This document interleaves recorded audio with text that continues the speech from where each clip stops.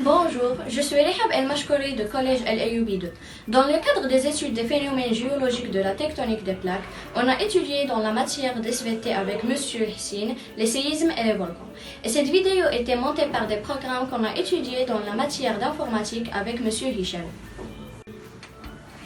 Les séismes sont des catastrophes naturelles. Ils provoquent d'énormes dégâts matériels et humains. Un séisme ou un tremblement de terre est une secousse du sol résultat de la libération brusque d'énergie accumulée par le déplacement des plaques tectoniques. Un séisme se compose de le foyer ou l'hypocentre, l'épicentre, les ondes séismiques et les isoséismes.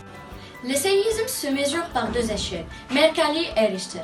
Mercalli se base sur les paroles des gens qui ont vécu lors de séismes et il se mesure par 12 degrés d'intensité.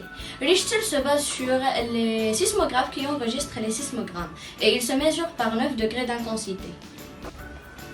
Et maintenant, on passe au volcan. Un volcan est une ouverture dans la croûte terrestre à travers laquelle la lave, les cendres volcaniques et les gaz s'échappent.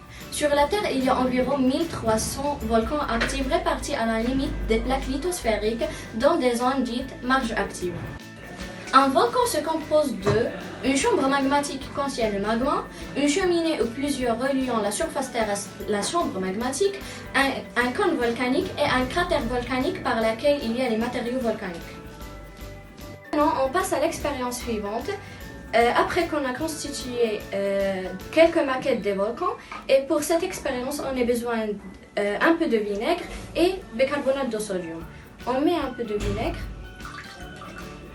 et on ajoute les bicarbonates de sodium. Et voilà, le volcan s'explose et ce type est le volcan effusif.